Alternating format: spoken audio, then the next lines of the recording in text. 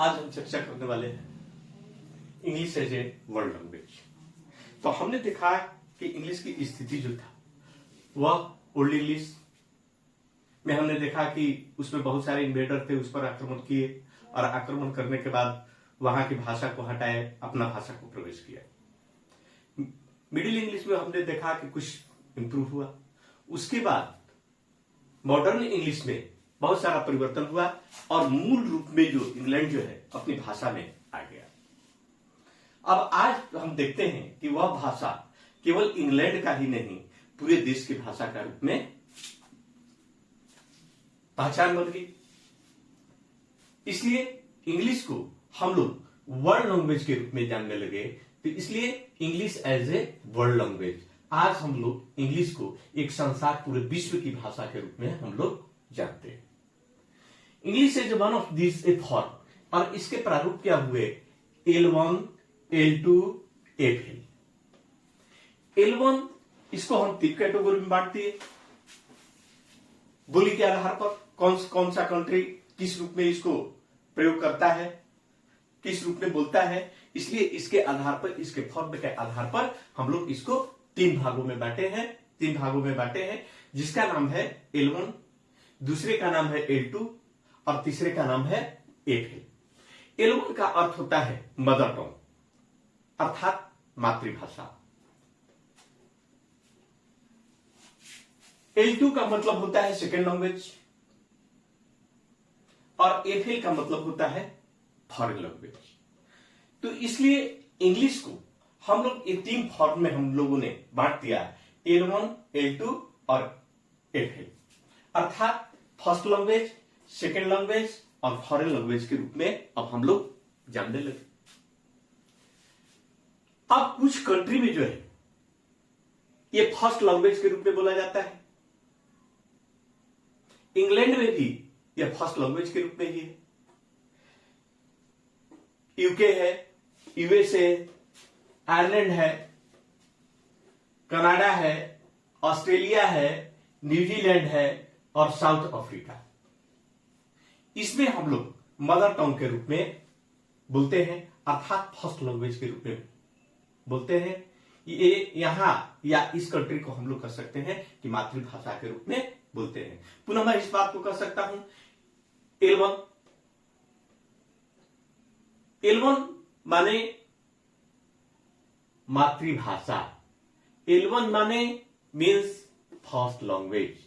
तो L1 बोलने वाले जो है यूके है, यूएसए है, आयरलैंड है, कनाडा है, ऑस्ट्रेलिया है, न्यूजीलैंड है और साउथ अफ्रीका। इन सारे कंट्रियों में हम लोग L1 के रूप में हम लोग बोलते हैं। अब हम L2 की बात करते हैं। L2 जो है, L2 का मतलब होता है सेकेंड लैंग्वेज।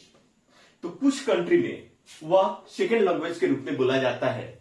जैसे हम इसका उदाहरण देते हैं, एशियन और अफ्रीकन कंट्री में अधिकांशतः यह बात को बोला जाता है।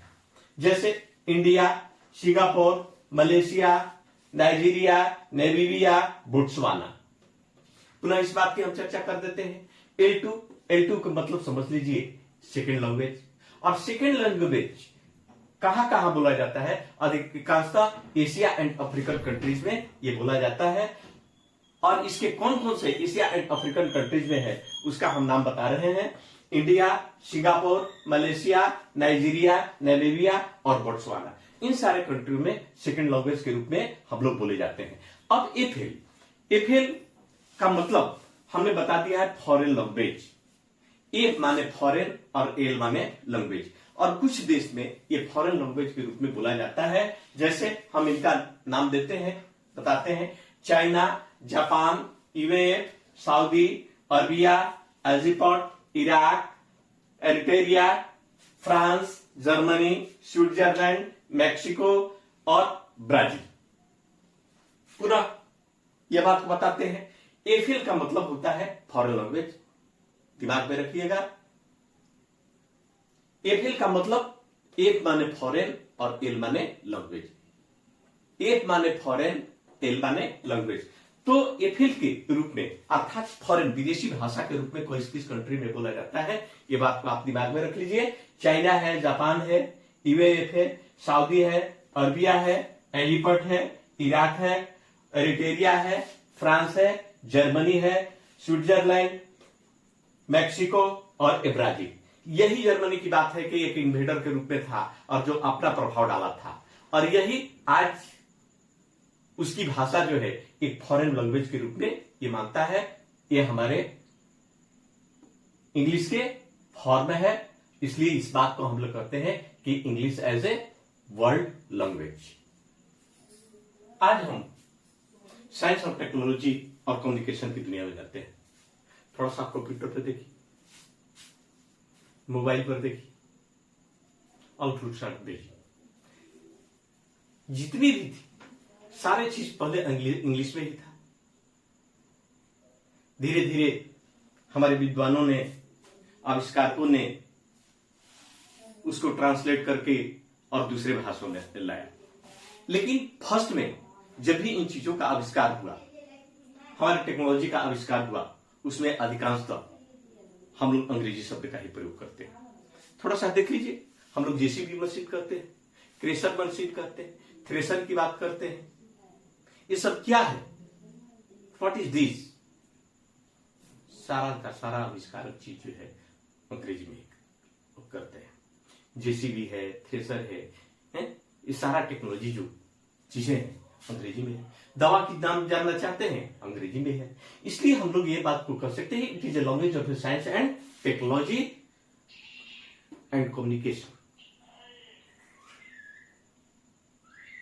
इसलिए इस बात को हम कह सकते हैं और कि English is recognised as the world over the, अर्थात आज की दुनिया में हम देखना चाहते हैं तो पूरे संसार की भाषा के रूप में जान पहचान मात्र इंग्लिश जो है, अंग्रेजी जो है, यही बनाई है। अब इंटरनेशनल ट्रेड की बात करते हैं। अगर आप मार्केट करना चाहते हैं, अंतरराष्ट्रीय रूप में मार्केट करना चाहते हैं, तो आप अपनी भाषा का प्रयोग नहीं कर सकते हैं। यही कॉमन भाषा जो अंग्रेजी जो है, जहां पूरी संसार की भाषा के रूप में बोली जाती है, उसी का हम लोग प्रयोग करते हैं। ट्रेड में देखिए, कॉमर्स में देखिए, जो भी व्यापार हम लोग करते हैं तो हम लोगों को बराबर इसमें करते हैं। दूसरा, एकेडमिक एंड साइंटिफिक और आईटी, जितना भी वैज्ञानिक या शैक्षणिक संस्थान है जिसमें रिसर्च किया जाता है, उसमें भी हमारे अधिकांशतः अंग्रेजी का ही हम लोग प्रयोग करते हैं। एयरपोर्ट पर जाइए, यहां से टिकट लीजिए, विदेश जाना चाहते हैं, विदेश के लोग भी आते हैं, तो अधिकांशतः उसका भी प्रयोग एयरपोर्ट हो या ट्रैफिक कंट्रोल के लिए भी हम लोग अंग्रेजी का ही प्रयोग करते हैं। और हम आ जाते हैं डिप्लोमेसी, जिसको हम लोग करते हैं कूटनीति। अगर किसी राष्ट्र के साथ विवाद हो जाता है और दूसरे साथ आप अगर मैत्री बनाना चाहते हैं और बना करके उसे राष्ट्र के प्रति अगर कोई घृणा, कोई बात या अविश्वास अगर प्रस्ताव करना चाहते हैं, तो ये डिप्लोमेसी जो है तभी आप कर सकते हैं जब आप इंग्लिश भाषा का जानते हैं।